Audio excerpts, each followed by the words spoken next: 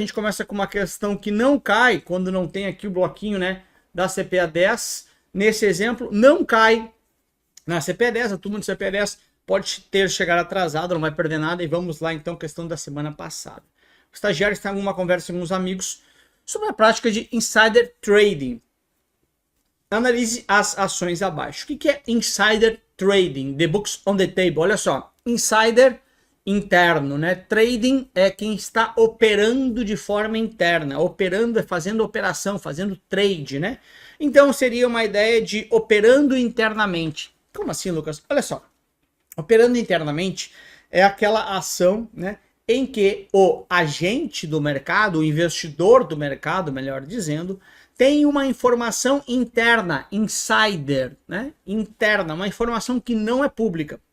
Por exemplo, vamos supor que eu trabalhe na Petrobras e eu sou o vice-presidente da Petrobras.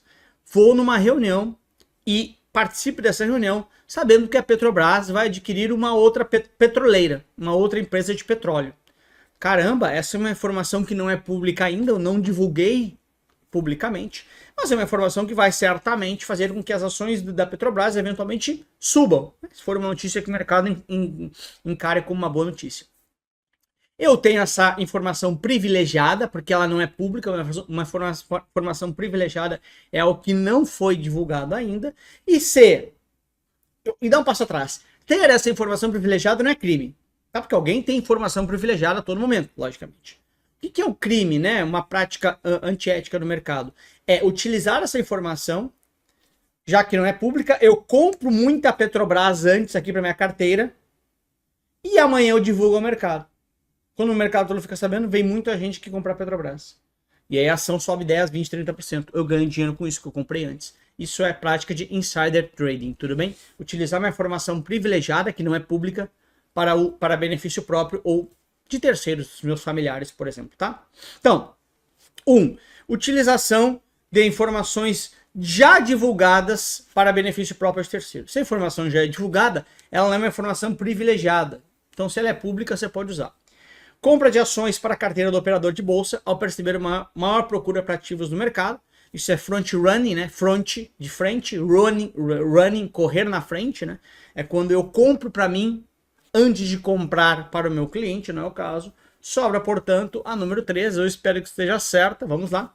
Utilização de informações privilegiadas, né? Insider information, ou seja, informações não públicas, em benefício próprio ou benefício para terceiros, meu familiar ou alguém da minha carteira. Portanto, letra D de dado é a resposta para você. 2. O estagiário, falei, né, que CPA 10 é voltar. O estagiário está realizando um investimento de 100 mil em fundos de investimentos, administrados, pelo Shark Bank de Investimentos S.A. Sobre esse tipo de investimento, analise a alternativa correta. Caiu na semana passada, tá? Bora? Vamos lá. Um fundo de renda fixa não poderá adquirir ativos emitidos no exterior. Está errado, né? Fundo de renda fixa pode sim comprar ativos emitidos no exterior. Pode, inclusive tem um fundo de renda fixa que chama dívida externa, né? O sufixo que chama, né? Ou seja, a subclasse, ou seja, dentro de renda fixa tem outra classificação que é dívida externa. Então, é uma classificação dentro da classificação. É como se fosse assim, pô, carros. Carro é uma classificação geral. Aí você vai assim, carros, e dentro de carros eu tenho motorizações diferentes. Né? Ou pega, pô, caramba, um Celta, né, que foi meu primeiro carro. O Celta, acho que só tinha 1.0, mas você tinha modelos, né? O Celta de entrada, o Celta um pouquinho melhor, o Celta um pouquinho melhor que um pouquinho melhor. Nenhum era muito bom, né? Mas enfim, eu amo o Celtinha, meu primeiro carro.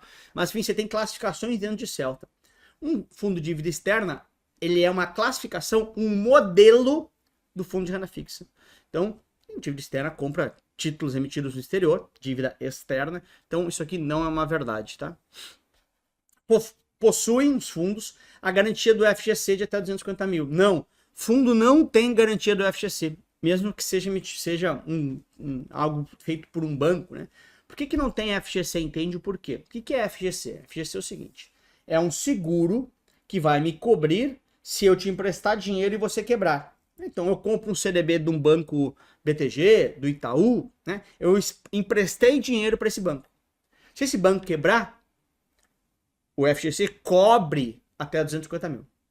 Um fundo de investimento, eu não estou emprestando dinheiro para um banco. Fundo de investimento, eu estou dando para o banco cuidar para mim. É uma prestação de serviço. Portanto, eu não emprestei dinheiro para o banco. Eu dei para o banco cuidar. É diferente. Então, fundos de investimentos, eles não têm FGC. Porque não é um empréstimo que fiz para você. Ele é uma prestação de serviço. 3. Um fundo fechado, que é aquele que eu coloco dinheiro e ele tem que ficar lá dentro, possui alíquota de 15% cobrado somente no resgate. Não é verdade, porque fundo de ações seria 15%, né? Mas não é por ser fechado que ele tem alíquota de 15%. Inclusive tem fundo fechado de renda fixa. Sim, ele é cobrado só no resgate, né? Porque fundo fechado não tem o come cotas, mas não é uma verdade que é sempre 15%. Então sobra a letra D. Eu falei que eu era bem criativo, né, nos gabaritos. Então letra D, que é a nossa resposta, eu espero. Tinha riscado as outras 3, pelo amor de Deus, dá certo. Um fundo de ações possuirá pelo menos, no mínimo, 67% da carteira em ações, tá certo, né? O número mágico do fundo de ações, e pode adicionalmente cobrar cotas de outros fundos. Com esses 33% que sobra, ele pode comprar cotas de outros fundos, por exemplo, se ele não quiser ir em ativos diretos, né? Então, com esse saldo da carteira dele, ele pode comprar sim cotas de outros fundos, dedicado para você. 3. O estagiário realizou um investimento no fundo Shark de renda fixa. Esse investimento foi feito na data de ontem, com a cota negociada em 124,33479. O valor de cota de um fundo, ele tem sempre várias casas depois da vírgula aí, tá? O cálculo do valor da cota se dá com a seguinte fórmula, né? Então vamos lá, como é que eu calculo o valor da cota de um fundo de investimento, tá? A cota, como é que eu chego no valor da cota? É o patrimônio líquido do fundo dividido pelo número de cotas emitidas por esse fundo, tá? Antes que você saia decorando, peraí, Lucas, eu não anotei. Calma, eu sempre explico isso. Entende o porquê. O que é patrimônio líquido? Pensa comigo, tá? Vamos supor que eu, Lucas, tenho um carro que meu carro vale 100 mil reais. Tá? Esse é meu patrimônio, 100 mil reais. Mas eu devo para o banco ainda no financiamento 30 mil. Então, meu patrimônio líquido, ou seja, tudo que eu tenho, que é o carro de 100 mil, menos tudo que eu devo, que é 30 mil, meu patrimônio líquido é 70 mil. Então, para o cálculo da cota, se considera o patrimônio líquido, ou seja, tudo que o fundo tem, menos o que ele deve, dividido pelo número de cotas que ele emitiu. Se chega, portanto, no valor de cada cota.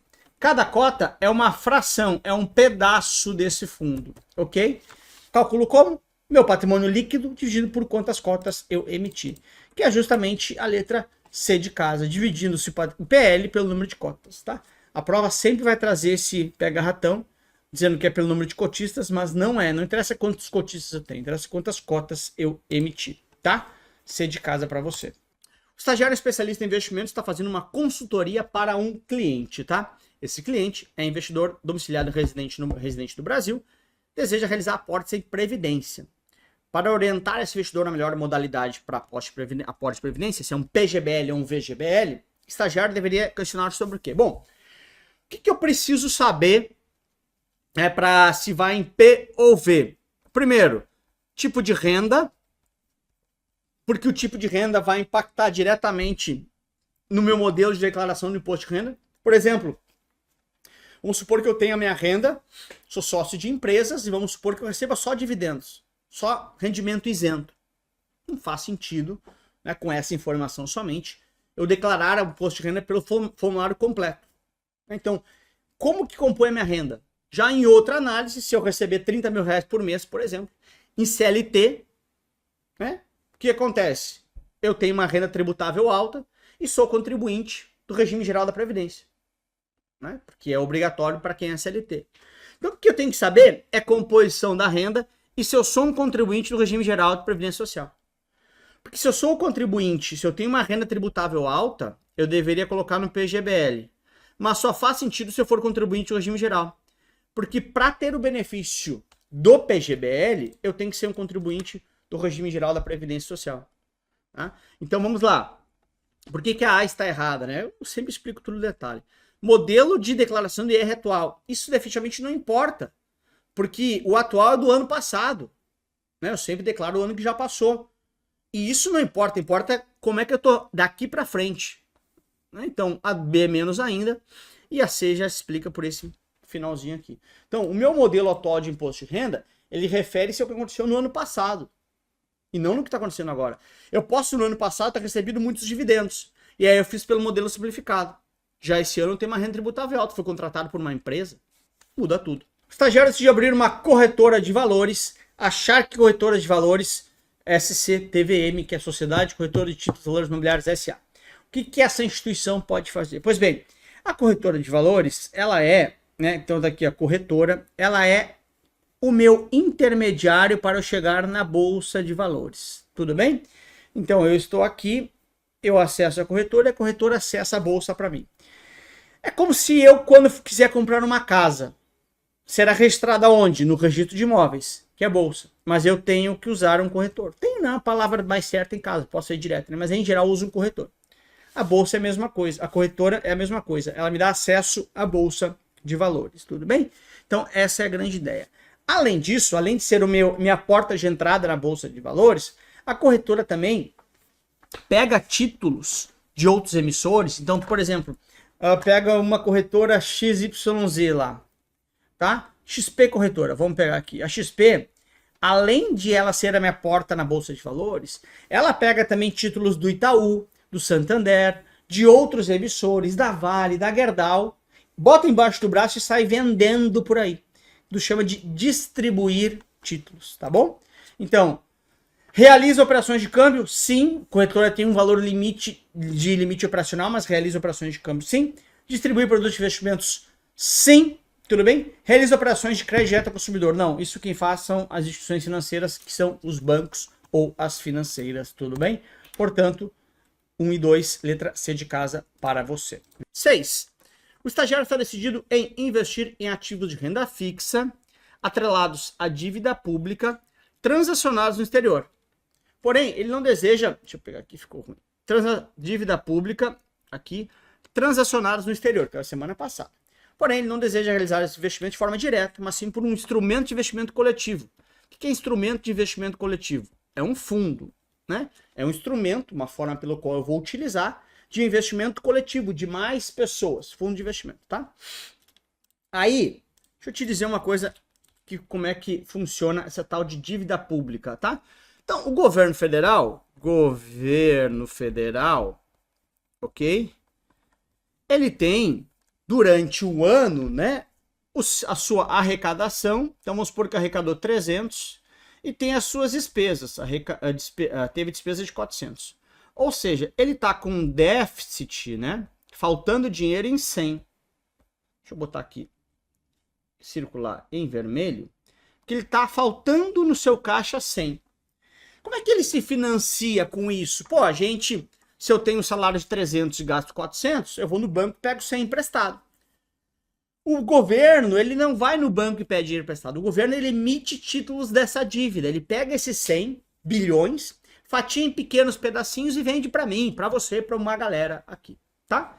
Isso chama-se dívida pública. Dívida pública. Por que pública? Porque é do governo, tá? Beleza.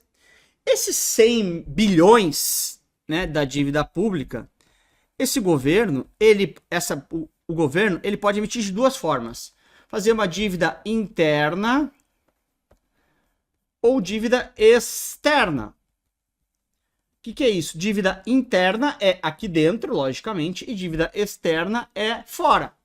Quando ele faz dívida interna, ele emite esses 100 bilhões de dívida, esses pedacinhos que vão compor os 100 bilhões, aqui no Brasil. E dívida externa, ele vai lá fora e emite títulos da dívida. Porque tem investidores no mundo inteiro que compram títulos da dívida do Brasil, sem vir até aqui.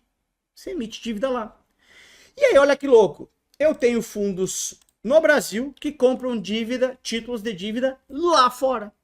E chama justamente fundo de renda fixa, porque esses títulos públicos são renda fixa, da dívida externa. Ele vai comprar dívida emitida lá fora.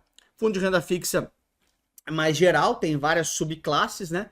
Crédito privado é tudo que não é emitido nem por banco nem por governo, então é emitido pela Gol, pela Vale, pela Petrobras, etc. Tudo bem?